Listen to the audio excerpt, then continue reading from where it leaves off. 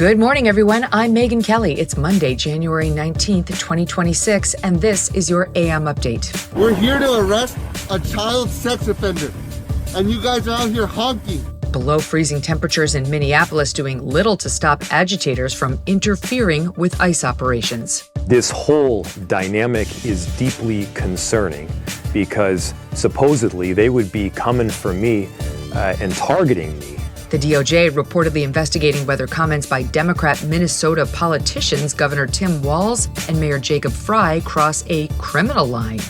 President Trump escalates threats against the 8 European countries most resistant to making a deal for the U.S. to take over Greenland.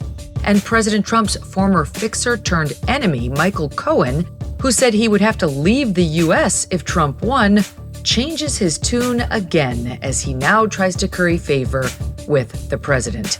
Not even kidding. All that and more coming up in just a moment on your AM Update.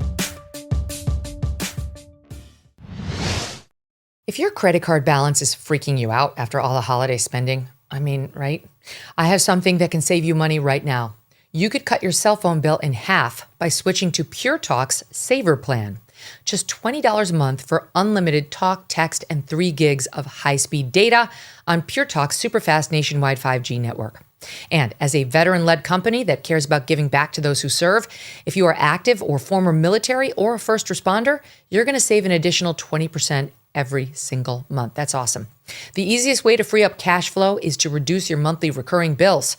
Start by cutting overpriced wireless and consider switching to Pure Talk. Go to puretalk.com/Kelly and make the switch today in as little as 10 minutes. Again, talk, text, and data for just $20 a month. That's puretalk.com/Kelly, and you will save an additional 50% off your first month. Pure Talk, America's wireless company.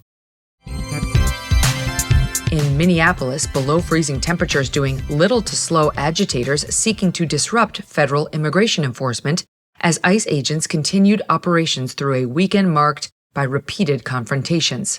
In video obtained by Freedom News, one agent delivering a blunt message to bystanders. We're here to arrest a child sex offender, and you guys are out here honking.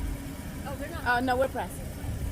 We're not. That vehicle right there is honking and impeding our investigations while we're trying to arrest a child sex offender. That's who you guys are protecting. Insane. DHS tasking ICE with targeting the worst of the worst criminal illegal aliens in the Twin Cities. ICE Director Todd Lyons saying last week these efforts netting more than 2,500 criminal illegal aliens in the region since the beginning of the surge. Homeland Security Secretary Kristi Noem Sunday on CBS with a staggering statistic on the criminal backgrounds of the individuals they've arrested. Every single individual has committed a crime, but 70% of them have committed or have charges against them on violent crimes and crimes that they are charged with or have been convicted of that have come from other countries that are here illegally, first of all, and then they have committed a criminal act while they've been here or in their home countries as well. It's not 70%. Yes, it is. It absolutely is. 70% of everyone you guys have keep changing your percentage. You pick and choose what numbers you think work, but that is the facts, is that 70% of the people that we have detained have charges against them or have been convicted of charges, and they need to be brought to justice. Agitators coordinating protest activity across the Twin Cities using so-called ICE Watch rapid response networks to spot, report, and swarm federal agents. But those alerts are not always accurate. In some cases, these groups zeroing in on the wrong targets, falsely identifying ordinary civilians as undercover ICE agents. Alpha News reporting on one such incident last week, a group of software engineers who say they were mistaken for ICE officers while eating lunch at a Minneapolis diner. According to one of the men, the group is politically mixed, including one who is anti-ICE. The man receiving a message on an anti-ICE signal chat he belongs to called SW Minneapolis Rapid Response, reporting that plainclothes ICE agents were dining at that very restaurant. What he didn't realize, they meant him. Within 15 minutes, dozens of protesters arriving, surrounding the diner and confronting the group. Here, a portion of the encounter obtained by Alpha News. If you're not with us, then you're against us. Do I look like an ICE agent? Yeah, you look like a fucking ICE agent. I don't support ICE either. Bootlicker either Then, way. then why do you care? Then you should say. Then you should. I'm just trying to enjoy my lunch. If you're not with us, then you're against Yeah, us. exactly. It's unclear how long the encounter lasted. President Trump so far holding off on making good on his threat to invoke the Insurrection Act, which would allow him to send in the military to control agitators and protect federal agents. On Friday, Mr. Trump telling reporters, quote, "I don't think there's any reason right now to use it, but if I needed it, I'd use it." And indeed, a U.S. official telling Fox News 1,500 troops from the Army's 11th Airborne Division have been given prepare-to-deploy orders. Amid the highly coordinated unrest, Governor Tim Walz Saturday mobilizing the Minnesota National Guard, not to deploy, but to stand by and prepare to assist local law enforcement, with state officials stressing the Guard remains off the streets and simply, quote, is ready to help support public safety. The Minnesota National Guard X account posting a picture of two guardsmen with the caption, quote, "If our members are activated, they will be wearing reflective vests, as pictured here, to help distinguish them from other agencies in similar uniforms." In other words, please try not to assault the ones in the reflective vests if you can help it. Minneapolis Mayor Jacob Frey Sunday on CBS News, doubling down on his anti-ICE rhetoric amid the threat of further federal forces surging into Minneapolis. You said occupying force. Don't you think it's a bit much? I mean, look, you can go through whatever rhetorical flourish you want, but when you have 3,000 ICE agents and border control come to the city, when you've got this supposed threat of 1,500 military coming to the city, yeah, that's very much what it feels like. When you outnumber local police officers 5 and 6 to 1, that is the vibe. And so the bottom line is, if the goal were safety, this is not how you get there. If the goal is safety, I can give you a very antidote to some of the violence that we're seeing, and it's have them leave. Acting ICE Director Todd Lyons yesterday on Fox, suggesting one quick and easy way for Mayor Frey to get ICE out of Minneapolis. The one thing we say all the time is, these sanctuary jurisdictions, you would not see this many ICE agents and special agents on the street focused on the criminal illegal alien mission if they would just turn people over to us. That's the key. Right. These local law enforcement agencies have already deemed these individuals a public safety threat and arrested them. Why not work with federal partners, turn them over to us, and let us get them out of our communities?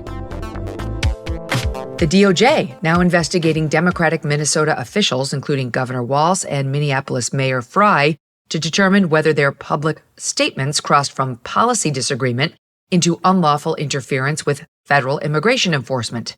A grand jury reportedly authorizing subpoenas last week, according to CNN, after several weeks of escalating clashes between federal agents and local agitators in Minneapolis.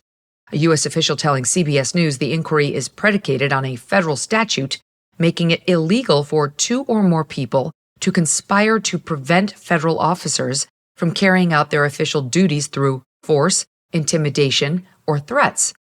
Over the last several weeks, as the Trump administration surges agents into the Twin Cities to round up violent criminal illegal aliens, federal agents repeatedly met with dramatic, obstructive, and at times violent resistance from local agitators.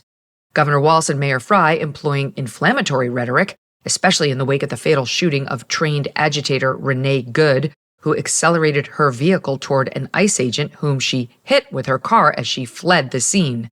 That incident sparking larger protests, which both leaders publicly defend and encourage as protected speech. Subpoenas allow federal investigators to compel records and testimony as part of a criminal inquiry. While the exact scope of the subpoenas is not yet clear, here are some examples of Walz and Frey's provocative comments. To ICE, get the fuck out of Minneapolis. We do not want you here. The desire to get out and protest and to speak up to this administration of how wrong this is, that is a patriotic duty at this point in time. I've seen conduct from ICE that is disgusting and is intolerable. If it were your city, it would be unacceptable there too. And if you see these ICE agents in your neighborhood, take out that phone and hit record. Governor Walz has encouraged residents to film ICE officers while reminding them to, quote, remain peaceful, all while ramping up the rhetoric and a clear hate campaign against ICE. He has called ICE the modern-day Gestapo. He says they are pursuing a campaign of organized brutality that has nothing to do with immigration enforcement, that they are guilty of atrocities, that President Trump wants more violence on the streets of Minneapolis. Does that amount to a campaign to stop ICE through threats or intimidation? CNN's generally solid legal analyst, Ellie Honig, a former federal prosecutor, does not think so. Absolutely not. This is core protected First Amendment political speech. And you can even tell, watching that clip of Todd Blanche, that he doesn't believe it because he hedged himself very lawyerly. He said, well, it's close to obstruction. If you have public officials, as we do here, making political speech, even if it's explosive, inflammatory, aggressive, and then that causes people to protest or to call 911, that is simply not obstruction of justice. If they bring an indictment for obstruction, I promise you they will lose. Mayor Frey yesterday on CBS reacting to reports of the investigation. We have not received any official anything at this point, and so I can't comment on what I don't know about. That being said, this whole dynamic is deeply concerning because supposedly they would be coming for me and targeting me for something that is core and critical to my job as mayor, and that is speaking for my residents and my constituents. That we are at a place right now where the Department of Justice or the federal government could be coming after senators and governors and mayors simply for speaking for their respective constituencies and disagreeing with this federal administration. I mean, this kind of thing happens in other countries. This cannot happen in America. It is unclear if Governor Walz has received a subpoena yet. Mr. Walz on Friday posting a statement on X, quote, 2 days ago it was Alyssa Slotkin. Last week it was Jerome Powell. Before that, Mark Kelly. Weaponizing the justice system against your opponents is an authoritarian tactic. The only person not being investigated for the shooting of Renee Good is the federal agent who shot her. Deputy Attorney General Todd Blanche yesterday on Fox stressing that elected officials are not shielded from laws against impeding federal law enforcement efforts. You saw the governor and the mayor actively encouraging criminals to go out on the street and impede ICE.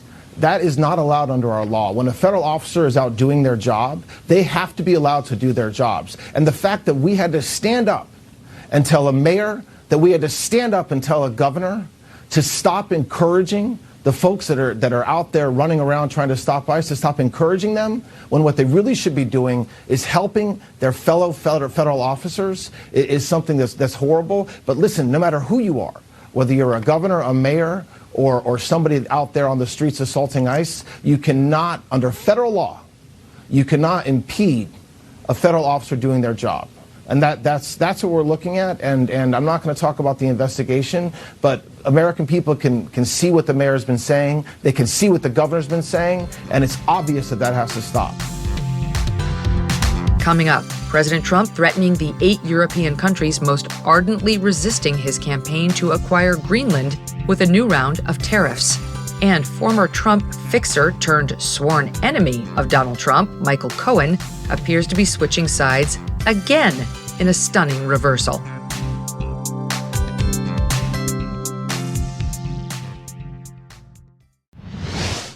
Our sponsor, the Electronic Payments Coalition, says Washington politicians are always getting in your wallet, and that now they're messing with your credit card. They say your credit card and the security it offers are under attack, and that Senators Dick Durbin and Roger Marshall want to change the nation's payment system in a way that would benefit corporate megastores like Walmart and Target at the expense of everyday Americans. Credit cards can keep your payments secure, and they can provide rewards that families use to help make everyday purchases more affordable. The Electronic Payments Coalition says the Durbin-Marshall mandates would let corporate megastores cut corners on credit card processing, routing transactions over cheaper, untested networks with weaker security and fewer protections. Find out more at guardyourcard.com and consider telling Congress to guard your card. President Trump on Saturday ratcheting up the pressure on 8 European countries in his push to acquire Greenland, a longstanding goal he argues is critical to U.S. national security and Arctic dominance. Denmark, Norway, Sweden, France, Germany, the UK, the Netherlands, and Finland dispatching small military contingents to Greenland late last week. Moves the countries say were planned in advance, following talks between U.S., Danish, and Greenlandic officials about the future of the semi-autonomous territory that ended without any resolution. In a lengthy Truth Social post over the weekend, Mr. Trump writing, quote, "We have subsidized Denmark and all of the countries of the EU and others for many years by not charging them tariffs or any other forms of remuneration. Now, after centuries, it is time for Denmark to give back. World peace is at stake. China and Russia want Greenland, and there is not a thing that Denmark can do about it." Mr. Trump then announcing that beginning February 1st, the 8 nations will be subjected to a new 10% tariff, with the rate set to increase to 25% on June 1st, quote, "until such time as a deal is reached for the complete and total purchase of Greenland." President Trump calling the 8 countries' military exercise a, quote, "very dangerous game," a description the 8 nations rejected in a joint statement, writing that they, quote, "pose no threat to anyone." The statement continuing, quote, "We stand in full solidarity with the Kingdom of Denmark and the people of Greenland, warning the tariff threats undermine transatlantic relations." Treasury Secretary Scott Bessent yesterday on NBC arguing Europe is not equipped to manage long-term threats to Greenland. If we look for years, for over a century, American presidents have wanted to acquire Greenland, and what we can see is that Greenland is essential to the U.S. national security. We're building the Golden Dome, the missile system, and look, President Trump is being strategic. He's looking beyond this year. He's looking beyond next year to what could happen for a battle in the Arctic. We are not going to outsource our national security. We are not going to outsource our hemispheric security to other countries. In Trump 1.0, President Trump told the Europeans, do not build Nord Stream 2. Do not rely on Russian oil. And guess what, Kristen? Guess what is funding Russia's efforts against Ukraine? European purchases of Russian oil. So America has to be in control here. Morton Halperin, foreign policy expert and senior national security official in the Johnson, Nixon, and Clinton administrations, and also Mark Halperin's dad, appeared on MK Media's show Next Up with Mark Halperin last week. The elder Halperin explaining about Greenland that the U.S. has always thrown its weight around with NATO countries, making clear that when we need something, we expect to get it in exchange for our outsized role and responsibilities in NATO. At the end of the day, our alternative is not to use military force. Our alternative is to leave NATO. And our position has always been, we will tell you what we need to remain in the alliance. And you will tell us whether you're prepared to do that. And if you're not, we won't be able to stay in the alliance. That's perfectly reasonable. President Trump set to attend the World Economic Forum in Davos later this week, where he is likely to come face-to-face with several of the European leaders involved, setting the stage for direct confrontations over Greenland. President Trump's former fixer-turned-nemesis, Michael Cohen, once again changing his story when it comes to his former boss. Cohen now claiming he was coerced by New York State Attorney General Letitia James and Manhattan DA Alvin Bragg into testifying against Mr. Trump. This in a Substack post late Friday night. Cohen's relationship with President Trump dating back to the early 2000s when he began working for the Trump Organization. Cohen worked as a fixer for Mr. Trump, handling any issues that came up that might reflect poorly on his number one client. The relationship collapsing in 2018 when Cohen entered guilty pleas in federal court over his role in the 2016 documents case involving payments to adult film actress Stormy Daniels. Cohen's legal trouble expanding well beyond those payments, ultimately including tax evasion, bank fraud, campaign finance violations, and a separate guilty plea for lying to Congress. He was sentenced to 3 years in prison beginning in May of 2019, though he was released on house arrest in 2020 due to COVID. Prior to reporting to prison, Cohen appearing before the House Oversight Committee to publicly rebuke President Trump. Never in a million years did I imagine, when I accepted a job in 2007 to work for Donald Trump, that he would one day run for the presidency, to launch a campaign on a platform of hate and intolerance, and actively win. I regret the day I said yes to Mr. Trump. I regret all the help and support I gave him along the way. I am ashamed of my own failings and publicly accepted responsibility for them by pleading guilty in the Southern District of New York. I am ashamed of my weakness and my misplaced loyalty, of the things I did for Mr. Trump in an effort to protect and promote him. I am ashamed that I chose to take part in concealing Mr. Trump's illicit acts rather than listening to my own conscience. I am ashamed because I know what Mr. Trump is. He is a racist, he is a con man, and he is a cheat. Cohen's attacks on Mr. Trump continued throughout the lawfare against Donald Trump, with Cohen appearing in the New York State criminal case against Donald Trump, as well as the Tish James civil fraud case against him. In the James case, Cohen testifying that President Trump inflated asset values to secure better loans from banks and that he reduced asset values to reduce his taxes. James calling Cohen as her star witness, securing a civil fraud judgment against President Trump in February 2024 to the tune of $454 million, including interest. In August 2025, an appeals court tossing the fine, Mr. Trump still seeking to have the judgment tossed in its entirety. Cohen also cooperating with DA Alvin Bragg's criminal business records case involving the Stormy Daniels payments against Donald Trump. That case in 2024 landing a 34-count felony conviction against Trump.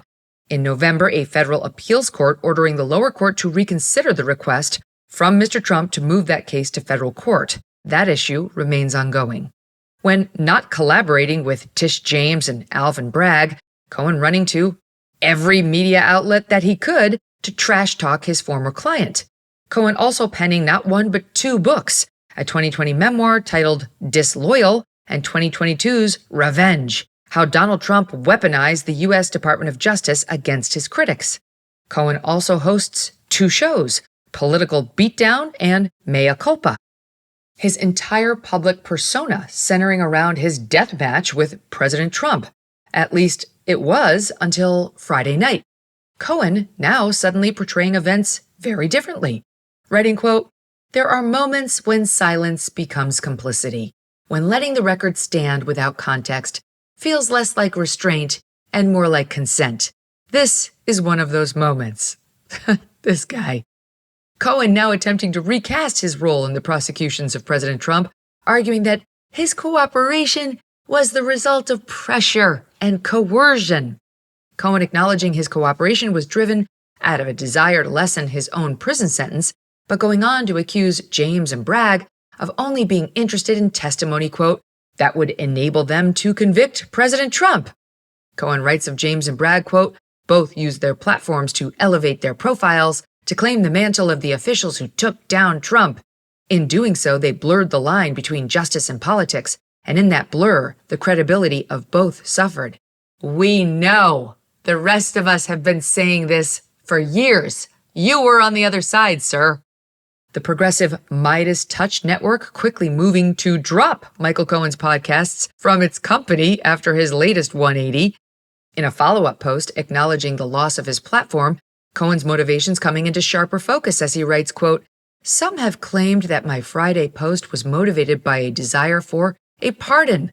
Let me be honest. Of course, I would welcome the erasure of a felony conviction. Who wouldn't? But the request I have before the White House is far larger than me."